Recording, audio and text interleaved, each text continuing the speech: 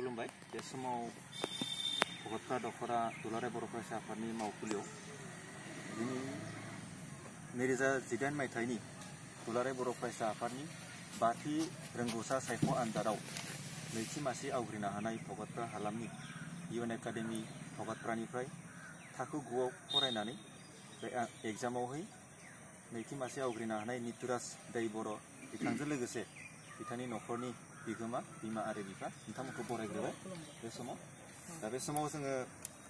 नोंथांमोननि सेराव मोगा मोगि जों सावरायनो सानदों गिबियाव आं सिनायथि होनो सानदों बिथांनो जाबाय जोंनि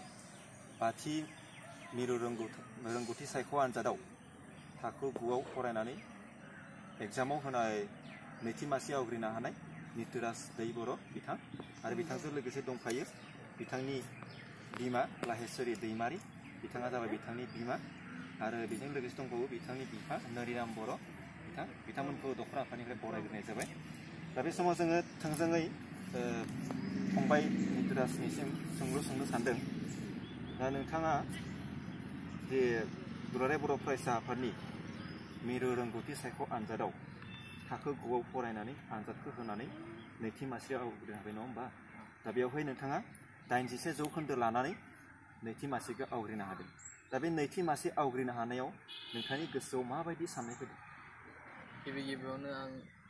जोंनि भगतफ्रा दखरा दुलाराय बर' फरायसा आफादखौ साबायखर बावनो सानदों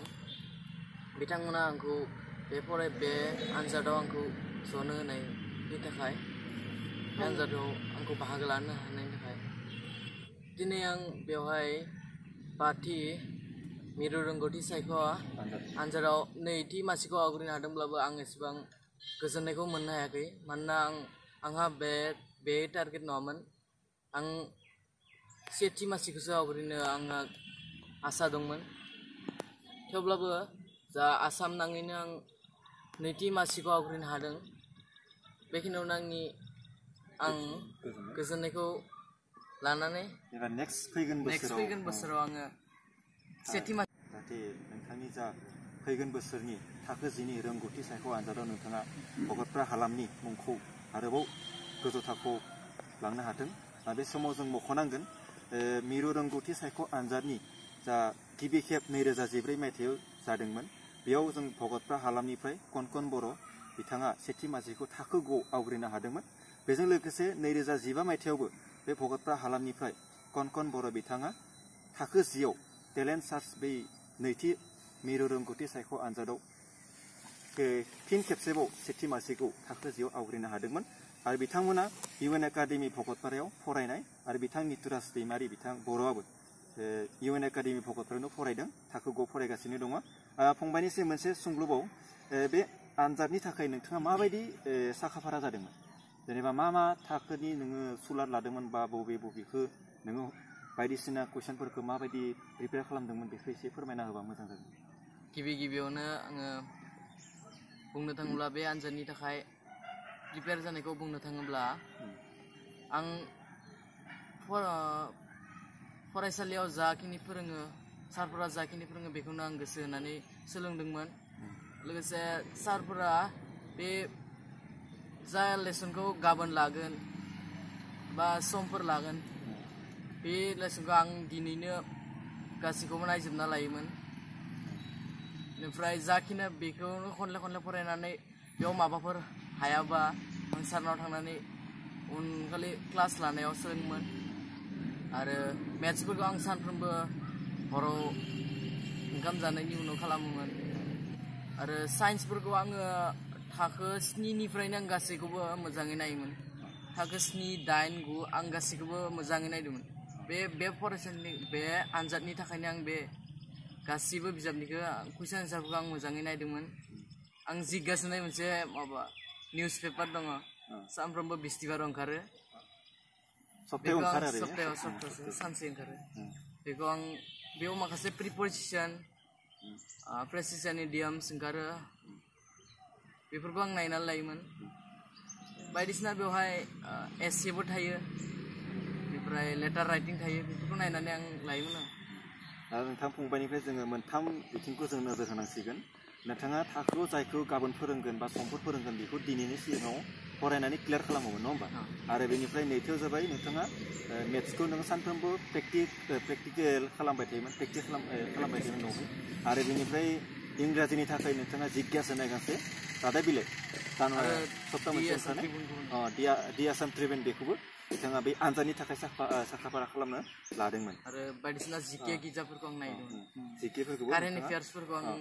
आफायाबो बुंनायोमोन आंनो जे दा गोदान इलेक्सनाव जिदिनै मन्थ्रि गोदान निउस आपडेटफोरखौ नोंथाङा लायोमोन आरो ना आफाया आंनो फोरमायोमोन आरो दा बेनिफ्राय फंबायनाव जोङो एसे सोंबावनो सानदों दा नोंथाङा बे बाथि मिरु रोंगौथि सायख' आनजादाव दुलाराय बर' फरायसा आफादनि बानजायनायाव थाखो 9आव नैथि मासि आवग्रिनो हाबाय दा बे मासिनिफ्राय नोंथाङा इयुनाव फैबाय थानाय फरायसुला फरायसुलि बिथांमोननो मा रादाब बा मा मेसेज होनो सानदों गिबियावनो आङो आंनि इयुननि जा फैबाय थानाय बे आंनि उन्दै फंबाय बा आंनि लोगोफोरखौ आं बेखौनो बुंनो थांदों जे जाखिनि हायो जायखिजाया बिजाब कारेन्ट एफेयार्स जिके बिजाब बायदिफोरखौ बुथुमनानै फरायनो नांगौ आरो हायोब्ला निउस पेपारफोरखौ सानफ्रोमबो फरायनो नाजानांगौ आरो फरायसालियाव फोरोंगिरिफ्रा जा फोरोङो बेफोरखौ गासैखौबो गोसो होनानै सोलोंलांनांगौ दा बिदिब्ला बे समाव फंबायनिसिम साबायखर थाबाय दा बे समाव आं नितुराज फंबायनि बिमा बिसानो मोननैसो सोंलु सोंनो सानदों दा नोंथाङा नितुराज फंबायनि बिमा हिसाबै दा बिथांनि आनजादनि फिथाइखौ लानानै माबायदि गोजोननाय मोन्दों गोसोआव माबायदि साननाय फैदों खुलुमबाय आं देग्लाय जा टेलेन्ट सार्चनि आनजादनि रिजाल्ट ओंखारलांबाय बे रिजाल्टआव एक्सुवेलि नितुराज आंनिनो गथ' बेयो माने बुंदोंमोन आं फार्स्टखौ मोनगोन हायो होननानै नाथाय आंबो जोथोन लानो हायैनि माने बुङोमोन आरो नों गावनो नाजा आरो आं थांलाय फैलायनो जिखिनि हायो बेखौ एसे साजेसनखिनियाल' होनो हादोंमोन आरो दिनै जियानो जा बिनि गोसोआव फार्स्ट मासि मोननानै गोजोननो हायाखैब्लाबो आं नाथाय बिमा हिसाबै बे नैथि मासियावनो जोबोद गोजोननाय मोनदों आरो एक्सुवेलि आं बेवहाय इसोरनिबो बोरदान थायो होनना सानो आङो फोरोंनो हायाब्लाबो आंबो सासे टिचारानो थेवब्लाबो बेखौ जोथोन लानो हायैनि थाखाय आं दुखुथिया आरो नांगौ जखानि आं बिनो बिजाब बायना होयोमोन फरायथों होननानै आरो बे नितुराजआ बुंलांदोंनो जे पेपार गांनै फरायो बेनिफ्रायनो आं आसि थुना बुङो जे बेबायदि कुइसनफोरा एराइज जायो नों माने बेखौ जिमान हायो गोसोआव लाखा आरो टिचारफोरखौ सानफ्रोमबो मानिनो होदोंमोन आरो आङो बिमा हिसाबै बेखौ टिचिं खालामनो हायाब्लाबो आङो सानफ्रोमबो गसाइनि सेराव बिनि नामैनो आङो आरो आंनि बिनानाव उन्दै सासे दङ बिनि नामैबो सानै गथ'नि नामाव आरो गामिनि गासै गथ' गथायनि खोथाखौ साननानै आं इसोरनि खाथियाव हानाय मानि सानफ्रोमबो आङो इसोरनि खाथियाव दोंसे जेवारि सावनानै माने बोर बान्सा लायो आरो दा बेयो जेनेबा बिमा बिफाजों जोथोन लानायजों लोगोसे इसोरनि मोनसे बोरखौ नोंथांमोना फोथायदों नङा होमबा थिगानो दं दा बे जोंनि नोंथांनि थाखाय बे गोजोनथावना बाथ्राल' नङा बे जोंनि ओनसोलनि भगतपारा हालामनिबो गोजोनथावना बाथ्रा मानो होनोब्ला जों भगतपारा हालामनिफ्राय कन बर'जों लाफानानै दिनै नितुराज फंबायाबो दिनै जोंनि भगतपारा ओनसोलखौ लोगोसे गावसोरनि फरायसालिखौ मोनसे मिथिसार खालामहोबाय बे जोबोद बाख्नायथाव दा बे समाव नोंथाङा सासे बिमा हिसाबै जोंनि बर' बिमाफोरनो मा मेसेज होनो सानदों खुलुमबाय गासै आंनि बादिनो जौ बा रोजा रोजा बिमा बे बुहुमाव दङ बा गामियाव दङ टाउनाव दङ जेरावखि थाया मानो दुलाराय बर' आइजोफोरा गावनि गथ'खौ माने ओरैबायदि जोथोन लानांगौ बिसोरखौ जेनेबा गाव आसि थुनानै दिन्थिनो हायाब्लाबो जानाय लोंनाय बिसोरनि नांगौ जखानि गाननाय जोमनाय लेखा बिलाइ कलम जिखिनि नांगौ बेखिनिखौ गिबियावनो होथारनांगोन बिनि उनाव बिसोरखौ ओरैबायदि मोनसे डिसिप्लिन फोरोंनांगोन जे आंनि गथ' आं बादिनो जेनेबा गिदिर गोलावखौ सनमान खालामनांगोन बिसेसै टिचारनि खोथाखौ सानफ्रोमबो मानिनांगोन आरो गावनि बिमा बिफा गावनि बिबौ बिबै बिब' जेसेबांखिनि न'नि सोद्रोमा बिथांमोनखौ सानफ्रोमबो मानिलांनांगोन आरो गुबुननि आरहिजों माने आरहि मिन्स माने दिन्थिजों गुबुना मावलांनायफोरखौ सायख'नाय जायो मोजां गाज्रि बे गाज्रिखौ गारनानै मोजांखौ लानो थाखाय सोलोंनांगौ लोगोसे बिमाया बेखिनि खोथाखौ लायोब्ला बिनि गथ' गथाया जेब्लाबो गिदिरखौ मानिगोन बिमायानो फोरोंनांगोन बिमा माहारियानो गासैखौबो हायो जुदिबा बियो इंलिस हिन्दी जेबोखौनो रोङा थेवब्लाबो बियो गोदै रावखौ फोरोंनो हायो आरो गिदिर गोलावखौ मानिनाय खोथाखौ फोरोंनो हायो आरो बिदिनो नांगौ जखानि बिजाब नांगौ जखानि कुइसन पेपार बेफोरखौ जिके बिजाबफोरखौ बुथुमनानै माने गथ'नो होनांगौ आरो बिमायानो गासैखौबो खालामनो हायो होननानै बुङो थिग बेबायदि गासै दुलाराय बुहुमाव जों बर' हारिनि बिमाफोरानो गावनि गथ'नि थाखाय नाजानांगोन आरो बे बुहुमाव थांना थासान्दियाव गावनि गथ'ल' नङा गुबुननि गथ'खौबो मोजां खालामनांगोन मानोना खाथि खालायाव गाज्रि थायोब्ला गावनिया बेसेबां मोजां जायोब्लाबो बियो माने गाज्रिया फैफागोन आरो जेरै खादासे आपेल दोनोब्ला बेयाव सेवनाय आपेल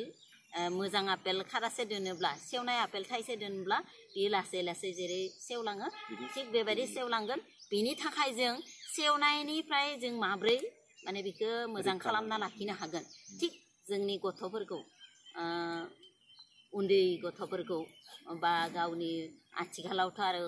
गथ' गथाय खमायदोंनो ना सानैबा सासेखौनो जोङो नांगौ जखानि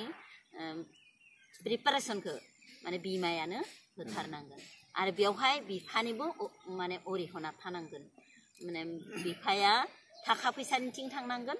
बिमाया बेखौ जोथोन लानो हानांगोन जेरै बेखौ इंलिसखौ फोरोंनो हायाबाबो अंकखौ फोरोंनो हायाबाबो बिमाया बुंलांनांगोन जे बाबा नोङो माइना नोङो बेखौ अंकखौ दा फराय आरो फरायबाय थानाय समाव बिसोरखौ डिस्टार्ब खालामनाङा आरो नांगौ जखानि जानाय लोंनायखौ बिमायानो जगार खालामना होनांगोन लोगोसे रोङाब्लाबो गथ'नि खाथियाव बिमा बिफाया थानांगौ आरो आंनि फारसेनिफ्राय बेखिनि साजेसनखौ आं माने बिमा महरै होबाय आरो गोजोन्थों थिगानो दङ सासे बिमा हिसाबै मोजां मेसेजखौनो होदों मोजां फोरमायथिखौनो होदों दुलाराय बर' फरायसा आफादाबो बेखौनो सानदों जे समाजनि मोनसे सोलोंथाइया समाजारि गियाना सासे फरायसानाव थायोब्ला सासे समाजाव थानाय सुबुंफोरखौ मान होनो रोङोब्ला सासे फरायसाया मोजाङैनो गावनि गियानखौबो आरजिनो हायो बेजों लोगोसे बिमा माहारिया सासे खुदियाखौ जोथोन लानायाव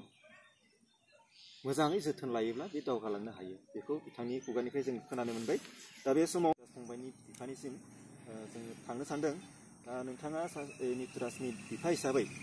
बिथांनि फरायनायाव माबायदि बिहोमा होदों बेखौ एसे फोरमायोब्ला मोजां जागोन गिबि गिबियावनो दुलाराय बर' फरायसा आफादनिसिम आं बे जिथु टेलेन्ट सार्च आनजादखौ फाथिनाय हाबाफारिखौ लादों जोंनि गावनि हारिखौ दावगाहोनो थाखाय बे आनजादखौ फाथिनायनि थाखाय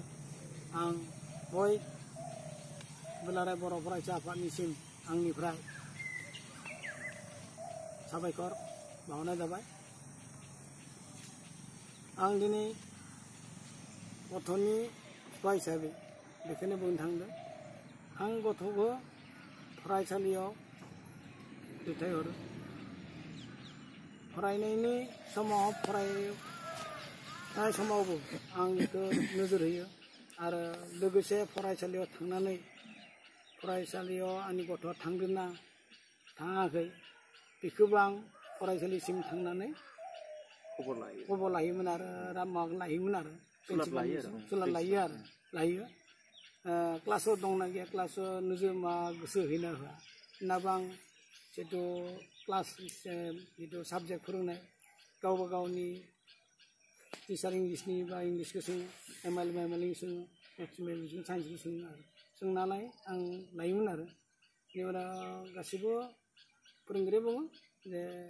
फरायसालियाव फैदो फैनानै क्लास खालामो मोजां जोथोन लायो होननानै बुङो थेवब्लाबो आं गोसोआ मानिया थेवबो आं गथ'खौ गावहानाव फरायसालिनिफ्राय न'आव थांनाय लोगो एसे आथिं आखाइ सुनानै साहा दै होनानै एसे रेस्ट लानो होयो रेस्ट लानो उनावहा आं गथ'खौ आं आधा 1 घन्टासो उनावहा फैजानानै आरो एसे गेलेनोबो आं लोगो गावनो गेलेफायो आरो ककआनो जा माबानो जा जिखुनु गेलेयो आरो होमबा लाखिनो ससे लाखिनानै उनावसो गोब्राब मोना आं फरायनायाव बेखौ फज'योमोन फज'नाय हाबाफारिखौ आं दा लागासिनो दं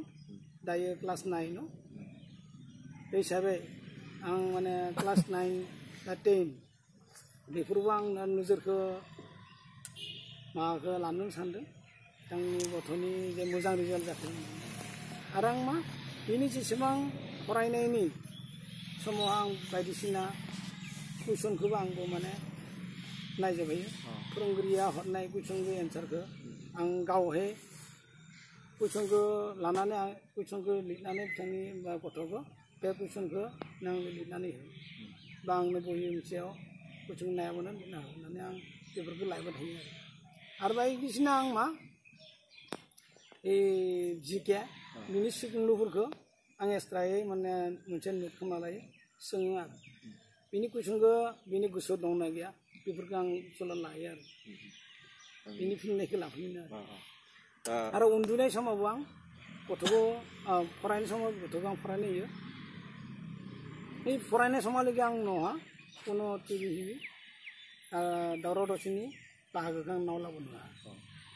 बे हिसाबै माने जोंनि जिथु बिमा बिफा गथ' फरायनो होदोंब्ला बेफोरखौ जुदि न' खनाव बिमा जिथु गथ' गथाय फरायनाय समाव गथ' गथायखौ केতিয়াबो गोरा रावदों जोंखौनो फरायनानै बुंनाङा आरो